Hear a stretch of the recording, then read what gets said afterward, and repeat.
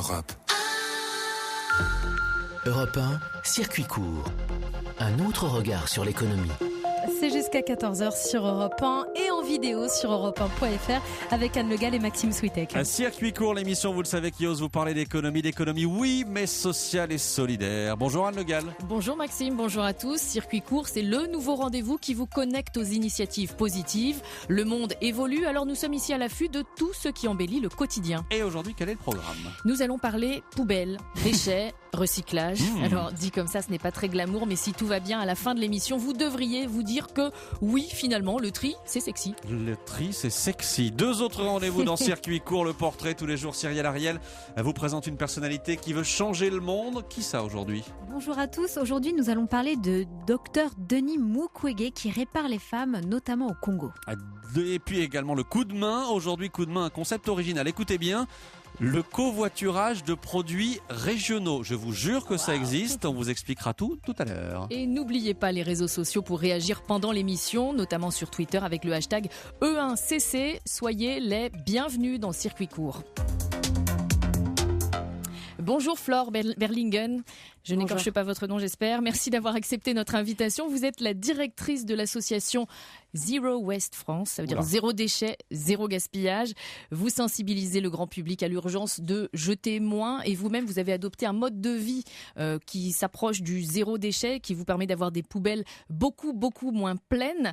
Alors Maxime. Je ne sais pas si elle est zéro déchet, mais juste en face de vous, il y a Isabelle Saporta. Ça, je ne sais pas comment je dois le prendre. Bah bien, attendez, Bon, c'était collé au zéro déchet.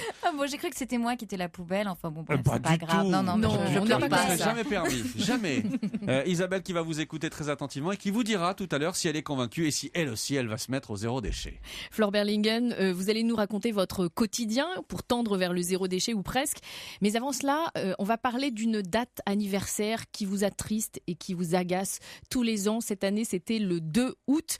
Pourquoi cette date vous pousse-t-elle à agir ? Oui, le 2 août, c'est le jour du dépassement. Enfin, en tout cas, c'était la date cette année, parce que malheureusement, cette date, elle s'avance d'année en année. C'est le jour où on a consommé l'ensemble des ressources de la planète pour l'année en cours. Ça veut dire qu'on commence à vivre à crédit sur les déchets qu'on jette. On surconsomme au-delà de cette date-là. Exactement. Donc c'est un peu un signal d'alerte chaque année pour se rappeler qu'on est en surconsommation en fait. Et cette date donc arrive de plus en plus tôt dans l'année. Ouais, chaque année, c'est quelques jours plus tôt, hélas, mais c'est pas inéluctable. On peut encore renverser la tendance. C'est ça qu'il est important de garder à l'esprit. Et c'est relativement récent dans l'histoire de l'humanité, puisque ce phénomène de dépassement, il n'est arrivé que depuis les années 70. Donc en fait, on peut encore trouver des solutions, repartir dans l'autre sens et finalement reculer cette date au lieu de l'avancer chaque année. Et l'une des solutions, c'est moins de déchets. Comment vous faites, vous ? Alors, c'est un gros vaste programme. Question. Vaste question. C'est plein de petites actions au quotidien.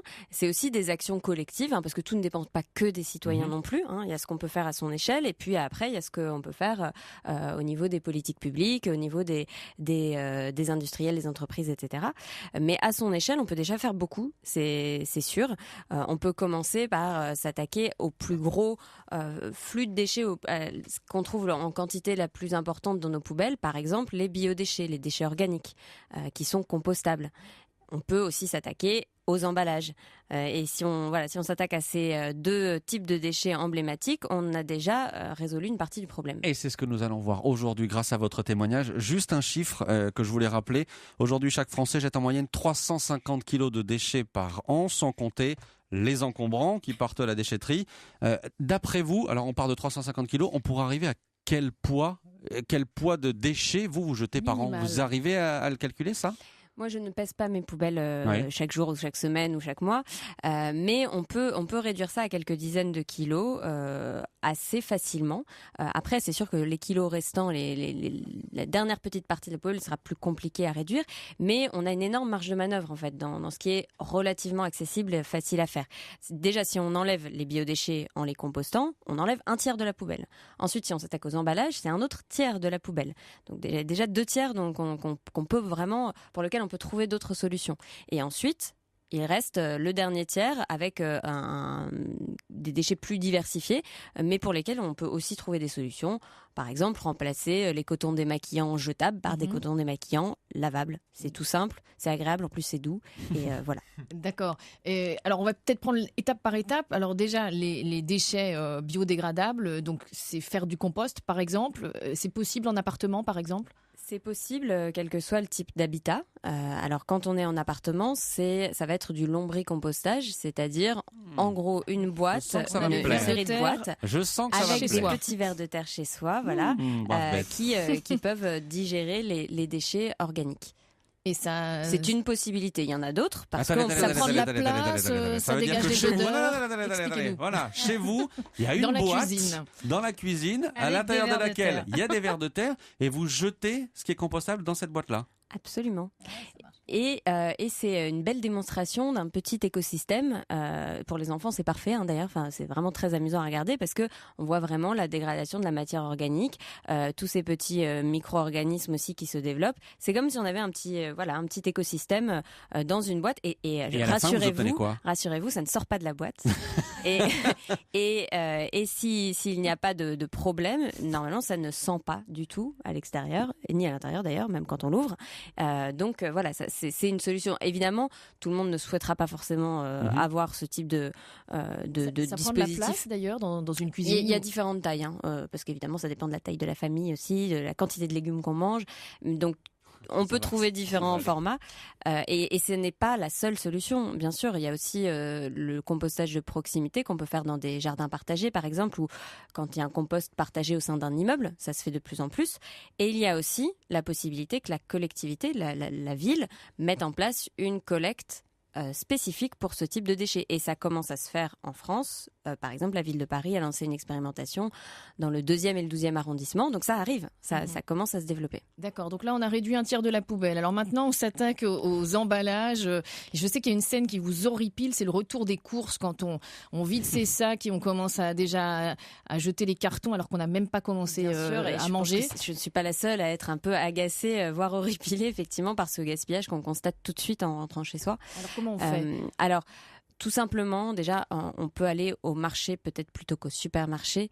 Ça permet d'acheter beaucoup plus facilement en vrac, c'est-à-dire sans emballage, jetable, en amenant tout simplement son cabas ou des sachets réutilisables. Pour les fruits et légumes, etc. Voilà, c'est ce que je fais. Et puis ensuite, pour tous les autres produits qu'on ne trouve pas forcément toujours au marché, on peut aussi se tourner vers des épiceries 100% vrac qui se développent de plus en plus en France. Il y en a plusieurs dizaines dans différentes villes. C'est une offre de consommation nouvelle. Qui est réapparu et qui permet du coup d'éliminer quasiment la totalité des emballages. Et on y trouve à la fois de l'alimentaire et aussi des produits d'entretien, des cosmétiques, etc. Sauf que là, on va vous dire que d'aller au marché, ça coûte plus cher, que c'est plus long, que ce genre de choses. Vous n'êtes pas allé au marché depuis longtemps alors. Non mais pas. Démasqué. Alors ça, c'est pas faux. Ça, c'est pas faux. Non, mais vous savez très bien ce que je veux dire, que les grandes surfaces permettent d'avoir sur certains produits, il y a des promotions, etc. Ça permet de faire des courses plus rapidement quand on a une grande famille, qu'on n'a pas forcément le temps, etc. Il y a des promotions, mais ça nous fait aussi acheter plus. De choses parfois dont on n'a pas besoin et puis qui se périment rapidement et puis qui finissent à la poubelle, etc. Faut voir vraiment chaque famille évidemment tient ses comptes et peut faire la comparaison. Moi, ce que je constate, c'est que quand on va au marché, on achète aussi des produits de base, en fait, des produits bruts qui peuvent aussi coûter moins cher que des produits plus élaborés, des plats préparés, etc. Donc finalement, les économies peuvent aussi se faire par ce biais-là. Donc on peut jeter moins, on a bien compris, le meilleur déchet c'est celui qu'on ne produit pas. On peut aussi recycler mieux. Alors là on sait que le recyclage des déchets permet d'éviter l'équivalent de 5% des émissions de CO2 en France par exemple, c'est l'ADEME qui le dit, c'est l'équivalent du trafic aérien en France, par exemple. Donc on peut mieux faire, mais là, on sait que les messages ont un petit peu de mal à passer. On va faire un petit tour dans le temps. Voilà ce qu'on disait sur l'antenne d'Europe 1 en 1989, il y a 28 ans. C'est un reportage de notre correspondant à Lyon sur l'opération Pélican. C'était une opération de collecte de plastique menée par des industriels et des associations, soutenue par Brice Lalonde, secrétaire d'État à l'environnement à l'époque. L'opération Pélican repose sur un constat de taille. Nos déchets ménagers représentent tous les ans une masse de 19 millions de tonnes, soit 3 fois la Tour Eiffel. À elles seules, les bouteilles en plastique pèsent annuellement 200 000 tonnes. À l'heure actuelle, ces millions de bouteilles sont soit stockées, soit brûlées. La première solution est encombrante, la seconde polluante. Or, ce type de déchet est réutilisable. Recyclé, le plastique peut servir pour fabriquer des dalles, des tubes ou des renforts de chaussures. À Altegachi donc, pour cela, il faut organiser un véritable réseau de recyclage. Dans une douzaine de communes de la région Rhône-Alpes, des écoliers vont être sensibilisés. Tous les matins, ils apporteront les bouteilles vides qu'ils entasseront dans une grosse poubelle, laquelle sera ensuite collectée par des entreprises spécialisées. Opération test, Pélican a un double objectif, déterminer la meilleure façon de collecter les bouteilles et agir sur les enfants, les consommateurs de demain, afin que ce petit geste devienne un réflexe. Alors, afin que ce petit geste devienne un réflexe, c'est pas complètement encore entré dans les mœurs, même si les écoliers de l'époque ont sans doute près de 40 ans aujourd'hui. En tout cas, alors, si ces écoliers nous écoutent, qu'ils ne bougent pas, parce qu'on va parler recyclage justement dans un instant. Il est 13h27 sur Europe 1. Vous écoutez Circuit Court et la suite, c'est dans un instant avec Anne Le Gall et Maxime Switek. Et vous allez découvrir justement la machine qui récompense ceux qui recyclent, ceux qui rapportent les gobelets, les bouteilles en plastique. Et puis on ira aussi ramasser des mégots à Marseille. Bon appétit si vous êtes à table. À tout de suite. Europe 1, Circuit Court. Jusqu'à 14h avec Maxime Switek et Anne Le Gall. Et nous parlons aujourd'hui des solutions pour produire moins de déchets. Concrètement, nous pourrions, c'est ce qu'on disait, réduire le poids de nos poubelles d'au moins 2/3. Au moins. Et nous sommes avec Flore Berlingen, directrice de l'association Zero Waste France pour Zéro Déchet. Et avec nous également Augustin Jacquelin. Vous êtes le co-créateur de l'entreprise Lemon Tree. Bonjour. Bonjour. Merci d'être là. Alors, vous, bravo pour le jeu de mots. Lemon Tree. C'est notre déjà côté un peu rock'n'roll. Voilà. Alors, tri, ça s'écrit T-R-I. Pour inciter les Français à mieux trier, notamment pour récupérer les canettes, les gobelets, les bouteilles en plastique, vous avez installé dans des gares, dans des centres commerciaux, dans des entreprises, une sorte de machine qui collecte et qui récompense ceux qui s'en servent. Comment ça fonctionne ? Alors effectivement, on déploie des bornes intelligentes pour collecter les emballages. Le constat, c'est que déjà, les gens trient à la maison mieux qu'en dehors de chez eux. Donc nous, on s'est déjà attaqué à ces espaces où finalement on a une consommation nomade. Et aussi ces espaces où il y a une concentration de flux pour justement optimiser un peu la collecte et amener vers un point centralisé ces emballages. Et après, nos machines, elles ressemblent ont... à quoi ? Elles ressemblent à quoi ? Alors ça ressemble un peu à un distributeur automatique, mais c'est un récupérateur automatique, donc c'est exactement le principe inverse. Ouais. Vous vous présentez devant la machine, vous déposez votre bouteille, elle va être avalée, triée automatiquement, donc ça c'est aussi très important, le tri à la source, ça optimise toute la chaîne derrière. Elle va être compactée, donc on réduit aussi le volume, donc on réduit les transports. Et en même temps, on essaie de donner envie aux gens de trier plus avec des systèmes incitatifs, des récompenses. On a une récompense. Alors qu'est-ce qu'on reçoit pour une bouteille ou ça un dépend gobelet vraiment jeté de l'endroit dans lequel vous vous trouvez. C'est sûr qu'on adapte aussi un peu à la fois au public et à l'espace dans lequel on se trouve. En entreprise, vous allez avoir une petite loterie et puis une fois de temps en temps gagner une tablette de chocolat équitable ou un éco-séjour ou ce genre de choses. Et après, on a un système qui se rapproche un peu de la consigne, où à l'entrée des supermarchés, quand vous venez déposer vos bouteilles en plastique, on vous donne 1 ou 2 centimes cumulables à utiliser dans tout le magasin. Donc là, effectivement, sur votre circuit de course, vous arrivez avec vos emballages, vous les mettez dans l'appareil et vous repartez avec un bon. Simplement, vous dites, on vous donne. Qui donne aux consommateurs qui recyclent ? Alors c'est une bonne question. Là, la partie don, c'est le lieu qui accueille la machine.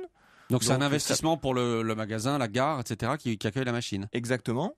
Et après, vous pouvez toujours faire le choix de prendre ce bon ou de donner l'équivalent du montant du bon à une association. Mais quel intérêt pour le magasin ou la gare ou l'endroit où est installée la machine ? Déjà d'être plus vertueux, effectivement. Après, c'est un service qu'il propose à ses clients. Donc c'est vrai que c'est un outil de fidélisation. Je vais choisir tel ou tel magasin parce qu'il me propose ce type de service. Et c'est un engagement militant quasiment. Oui. Aussi. Oui, effectivement. Après, c'est à la fois marchand et militant, donc pour leur image, et aussi parce qu'il y a effectivement cette possibilité d'attirer des nouveaux clients et de les fidéliser. Et vous en installez beaucoup de ces machines ? De plus en plus, ça veut dire que ça s'accélère, donc c'est plutôt bon signe. On a à peu près 300 bornes qui fonctionnent actuellement, en majeure partie en Île-de-France, mais on se déploie aussi un petit peu partout. Et on installe notamment une nouvelle plateforme de collecte à Marseille. Alors Fleur Berlingen, qu'est-ce que vous dites de ce système ? Il vaut mieux récompenser ceux qui trient ou punir ceux qui ne trient pas ? L'incitation, c'est important. Et moi, ce que je trouve très intéressant dans ce modèle-là, c'est que du coup, on s'habitue à ne plus considérer la bouteille, en l'occurrence, comme un déchet qui vaut rien, mais comme un objet qui peut avoir une seconde vie. Alors la seconde vie, ça peut être le recyclage, mais ça pourrait aussi être la réutilisation.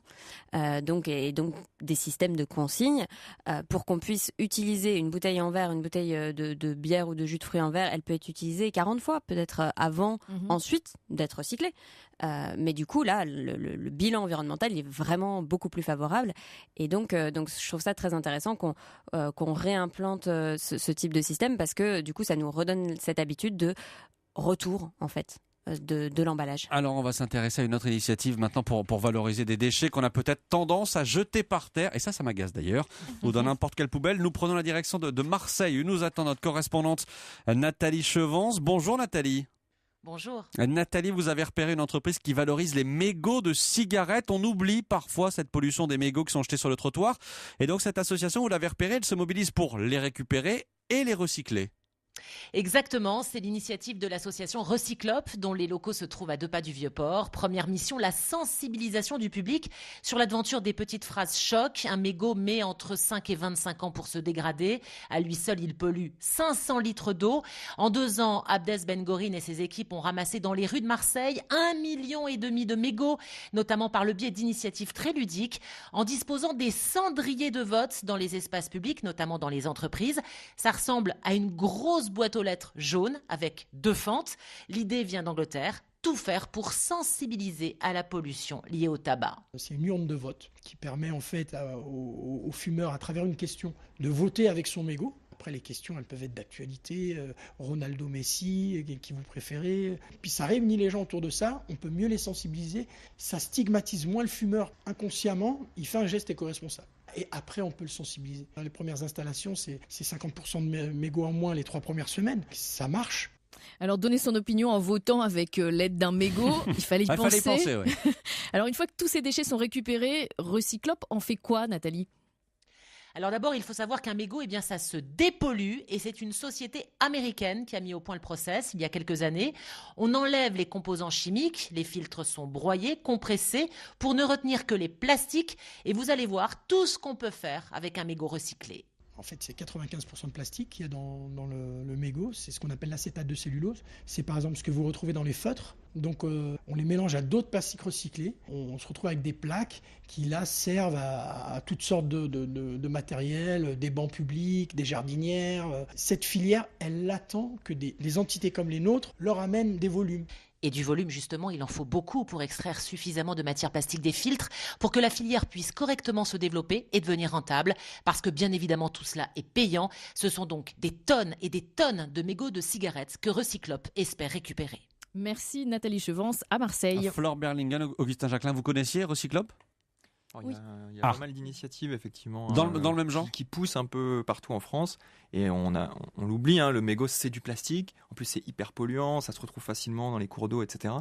Donc c'est primordial de recycler ça. Je crois que l'info à partager, parce que finalement peu de gens le savent, c'est que le mégot il n'est pas du tout biodégradable, il est polluant et donc surtout pas par terre, ça termine finalement dans les océans.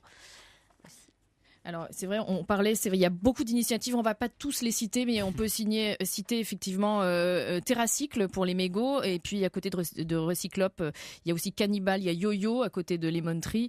Donc voilà, on cite tout ça.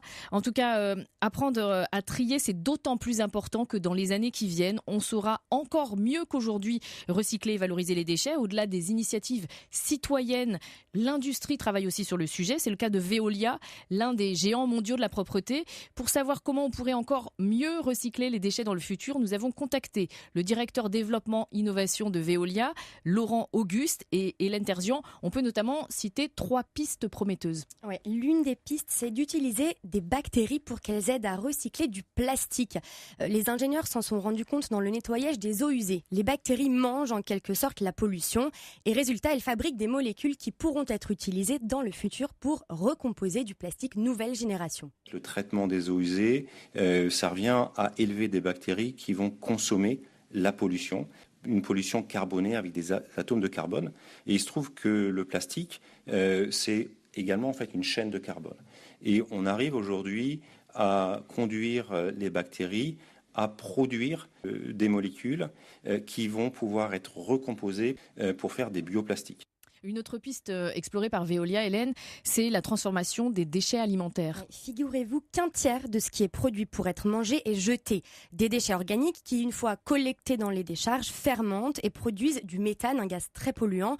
Donc une autre piste pour l'avenir, comme l'explique Laurent Auguste, directeur de l'innovation de Veolia, c'est d'utiliser ces déchets alimentaires pour produire de l'énergie. Un dispositif pilote a d'ailleurs été lancé dans le nord de la France. Ce qu'on fait par exemple à Arras, c'est de récupérer les déchets organiques. On mélange tout ça et on arrive là à produire en fait du méthane de façon contrôlée avec des processus bien maîtrisés et donc à créer une source d'énergie locale, de l'électricité qui alimente la ville et qui est quelque part gratuite pour la ville par rapport au fait simplement de produire des déchets. Et puis une dernière piste, c'est ce qu'on appelle l'éco-conception. Concrètement, il s'agit de travailler avec les fabricants de mobilier, d'électroménager, pour qu'on puisse, en fin de vie, par exemple, d'un appareil, d'un meuble, séparer les différentes parties de l'objet pour les recycler. Merci beaucoup Hélène Terzian. Une réaction là-dessus simplement sur ce qu'on va dire. C'est l'éco-conception, c'est là-dessus qu'il faut travailler aussi, Flore Berlingen. Oui, je dirais que c'est même vraiment la priorité parce qu'en fait le meilleur déchet c'est celui qu'on ne produit pas et il faut toujours essayer de prendre le problème à la racine en fait plutôt que d'essayer de le gérer a posteriori. Sur les déchets alimentaires, je dis au passage quand même que l'important, le plus urgent, c'est de réduire le gaspillage alimentaire. Parce que cette quantité de déchets alimentaires qui sont produits alors que ça n'a même pas été consommé, même pas été ouvert parfois, là c'est aussi pas seulement un problème de déchets, mais c'est aussi un problème de ressources qui sont consommées en fait pour produire ces aliments. Il est 13h39 sur Europe 1, circuit court consacré au recyclage de nos déchets. C'est avec Maxime Switek et Anne Le Gall. Et dans une seconde, le verdict d'Isabelle Saporta, convaincu ou pas tout de suite? Jusqu'à 14h avec Anne Le Gall et Maxime Switek. Et aujourd'hui, une question, jusqu'où peut-on trier, recycler nos déchets? Avec nous en studio, Flore Berlingen, directrice de l'association Zero Waste, Zéro Déchet en France, donc, et Augustin Jacquelin de l'entreprise Les Bonnes Tries. C'est bien l'entreprise, je ne me trompe pas. Et on vous avait prévenu en début d'émission, Isabelle Saporta, ici, a pris des notes et elle a été extrêmement attentive à tout ce que vous avez dit. Je vais y arriver. Isabelle, nos invités. Je me lance. Mais je sais que vous êtes. Moi, ça me fait plaisir que vous soyez ému par moi. Vous n'imaginez même pas à quel point. Mais moi, ça me fait tellement plaisir. Alors que vous me traitez de poubelle. Bon, enfin, bref, non, c'est pas grave. Jamais de la vie. On y va. Bac bleu ou bac jaune? Bac jaune.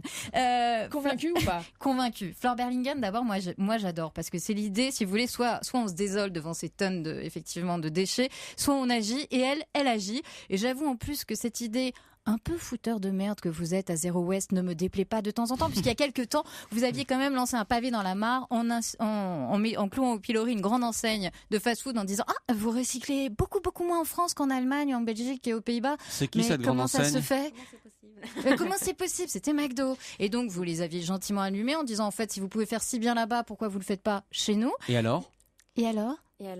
Malheureusement, à l'heure actuelle, il y a toujours 1 kilo de déchets par seconde d'emballage McDo qui termine à la poubelle.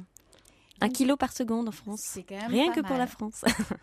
Ça fait beaucoup. Ça fait beaucoup. Et pour revenir sur ce que disait Anne Terzian tout à l'heure quand elle a interviewé les gens de chez Veolia, j'ai trouvé quelque chose d'intéressant justement chez le patron de Veolia, Antoine Frérot, qui disait en fait, il y a aussi quelque chose, il faut qu'on pense en fait nos déchets comme une mine à ciel ouvert qui est toujours renouvelable. Il dit voilà, si on prend cette histoire par exemple des smartphones, alors on est tous coupables, on se dit voilà, on a notre smartphone, c'est 70 kilos de nature prélevée. Alors soit on se bat la coulpe, soit on réfléchit à comment on recycle. Et il s'est rendu compte avec avec Veolia qu'effectivement tous les matériaux hyper précieux qu'il y avait dans les composants électroniques, en fait quand on les recyclait, on arrivait à kilo égal à obtenir plus de matériaux précieux en recyclant qu'en extrayant des minerais et donc en allant parcourir le monde pour ouvrir des mines supplémentaires dont on sait qu'elles se font dans des conditions sociales, environnementales détestables. Donc allons-y, profitons de ces mines à ciel ouvert plutôt que de se battre la coulpe.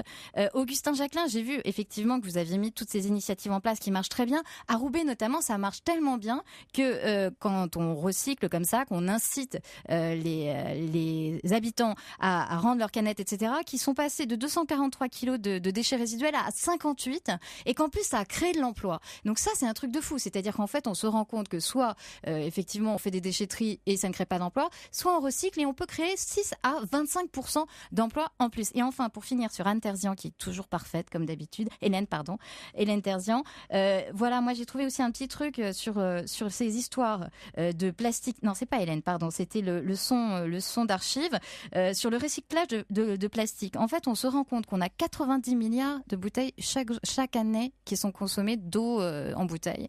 Et que quand on utilise un plastique renouvelable, qu'on le recycle, on fait 70% de gaz à effet de serre en moins. Donc effectivement, recyclons parce qu'on a 90 milliards de bouteilles à traiter et il faut mieux recycler. Et je reviens sur ce que disait à l'instant Isabelle Saporta sur la création d'emplois. Augustin Jacquelin, vous avez créé combien d'emplois ? Alors nous aujourd'hui 25, mais en fait c'est vrai que c'est un bassin fantastique d'emplois, hein. Il y avait un chiffre qui sortait sur la dimension économie circulaire au global, donc l'éco-conception, le recyclage, etc., qui serait un bassin de 400 000 emplois à horizon 2025. Donc c'est absolument extraordinaire. Et pour ceux qui ne sont pas convaincus par l'environnement, par le social et qui veulent aussi des chiffres économiques. Ça devient compliqué de ne pas être convaincu ni par l'environnement ni par le social. C'est ça, donc vraiment les derniers récalcitrants, oui. C'est aussi un super bénéfice économique puisque toutes ces matières qu'on recycle, qu'on a chez nous et qu'on ne va pas chercher ailleurs, ça améliore notre balance commerciale. Et on parle de 3 milliards potentiels de gains sur cette balance, donc il y a de quoi faire. Flore Berlingen, vous vouliez dire quelque chose ? Oui, l'intensité en emploi, elle est plus importante quand on se tourne vers les filières de recyclage par rapport à celle de l'incinération et de la mise en décharge, qui malheureusement restent les modes de traitement les plus utilisés en France pour notre poubelle. Voilà, chacun à son échelle peut faire quelque chose et c'est ce que c'est aussi dit le chanteur qu'on va entendre, Mickey 3D, quand il a composé ce tube en 2003. Il n'imaginait pas à l'époque que ça allait être une chanson qui maintenant est chantée dans les écoles. Respire, Mickey 3D.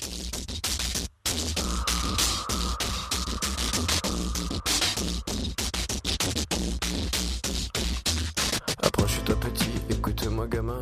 Je vais te raconter l'histoire de l'être humain. Au début y avait rien, au début c'était bien. La nature avançait, y avait pas de chemin. Puis l'homme a débarqué avec ses gros souliers, des coups de pied dans la gueule pour se faire respecter. Des routes à sens unique qu'il s'est mis à tracer. Les flèches dans la plaine se sont multipliées et tous les éléments se sont vus maîtrisés. En 2 temps 3 mouvements l'histoire était pliée. C'est pas demain la veille qu'on fera marche arrière. On a même commencé à polluer les déserts. Il faut que tu respires. Et ça c'est rien de le dire. Tu vas pas mourir de rire. Et c'est pas rien de le dire. D'ici quelques années on aura bouffé la feuille. Et tes petits-enfants ils n'auront plus qu'un œil. En plein milieu du front ils te demanderont pourquoi toi t'en as 2, tu passeras pour un con. Ils te diront comment t'as pu laisser faire ça. T'auras beau te défendre, leur expliquer tout bas. C'est pas ma faute à moi, c'est la faute aux anciens. Mais y aura plus personne pour te laver les mains. Tu leur raconteras l'époque où tu pouvais manger des fruits dans l'herbe, allongés dans les prés. Y avait des animaux partout dans la forêt. Au début du printemps, les oiseaux revenaient. Il faut que tu respires. Et ça c'est rien de le dire. Tu vas pas mourir de rire. Et c'est pas rien de le dire. Il faut que tu respires. C'est demain que tout empire.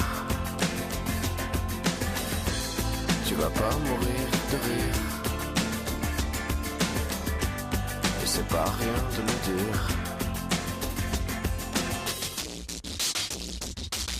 Le pire dans cette histoire, c'est qu'on est des esclaves, quelque part assassins ici, bien incapables de regarder les arbres sans se sentir coupables, à moitié défroqués, 100% misérables. Alors voilà petite l'histoire de l'être humain, c'est pas joli et je connais pas la fin. T'es pas né dans un chou, mais plutôt dans un trou, qu'on remplit tous les jours comme une fosse à purin. Il faut que tu respires, et ça c'est rien de le dire. Tu vas pas mourir de rire, et c'est pas rien de le dire.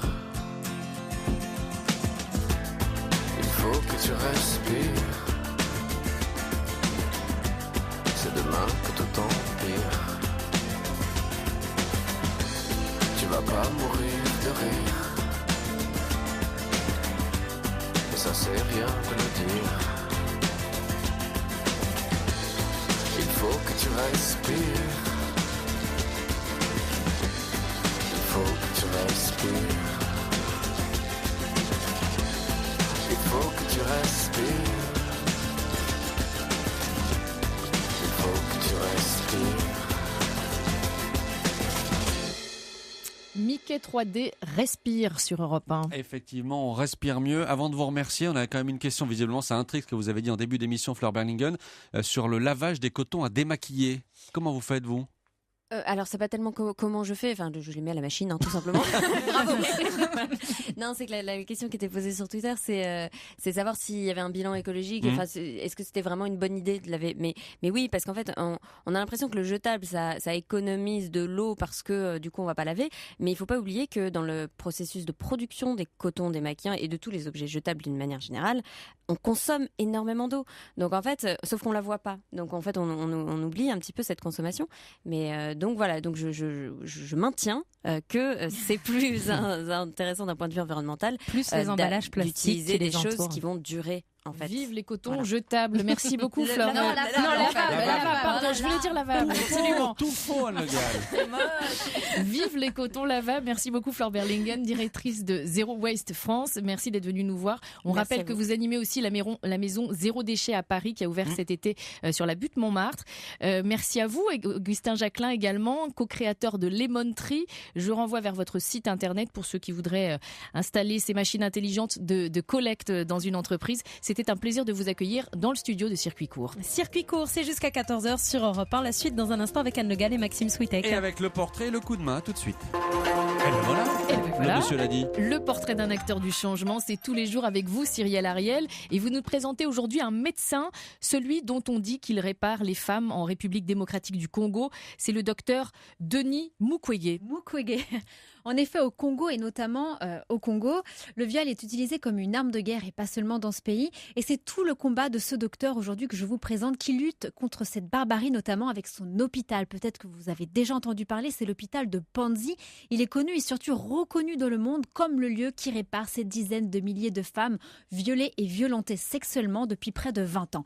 Au départ, Denis, ce docteur Mukwege, était fils de pasteur et surtout il était obstétricien et pensait que ces violences sexuelles étaient une barbarie passagère. Au bout de 20 ans, comme il le dit, et là c'est une façon de faire, il est devenu aujourd'hui chirurgien gynécologue. Il est même devenu l'un des spécialistes dans le monde. Il faut savoir que ces 20 dernières années au Congo, il y a eu plus de 500 000 victimes. Alors si aujourd'hui je vous parle de cet homme et également de son hôpital, et qui est d'ailleurs reconnu dans le monde, il a reçu, à cause justement de ce modèle de prise en charge assez particulière, des dizaines de prix honorifiques. Écoutez-le. Ce sont des actes qui sont des actes déshumanisants, des actes qui se posent dans le but en fait de détruire non seulement le psychisme des victimes, mais également de leur communauté. Et progressivement, on s'était rendu compte que le traitement physique ne suffisait pas. On a introduit la prise en charge psychologique. Et lorsque le malade se porte bien psychologiquement et physiquement, il va de soi qu'après, il se pose la question de l'autonomie. Il faut absolument leur donner une certaine autonomie économique pour qu'elles soient capables de se prendre en charge dans la société pour se réinsérer. Et son combat, c'est aussi un combat politique. Complètement, et justement, il le fait par le biais de sa fondation, la fondation Panzi, qui organise des forums et également il travaille sur des plaidoyers sur le plan international afin d'inciter les gouvernements à agir. Je pense qu'aujourd'hui, il faut que la justice internationale puisse vraiment faire la part, par exemple, des auteurs et des commanditaires et que en fait, il y ait la possibilité de poursuivre les responsables politiques qui dirigent ces groupes ou des milices qui commettent ces actes. Mais je pense aussi que les États qui n'arrivent pas à protéger les femmes devraient répondre de ces actes. Eh bien, malgré tout ça, le docteur Mukwege a foi en l'humanité et je terminerai en le citant. J'y crois et je pense que nous avons tous la responsabilité. Et si nous prenons cette responsabilité, nous devons nous poser les bonnes questions. Et dans ce cas, nous trouverons alors des solutions. Je crois que nous pouvons tous rendre ce monde meilleur. Merci Cyrielle, on se retrouve demain. On se retrouve demain. On se retrouve demain. On se retrouve demain. On se retrouve demain. On se retrouve demain. On se retrouve demain. On se retrouve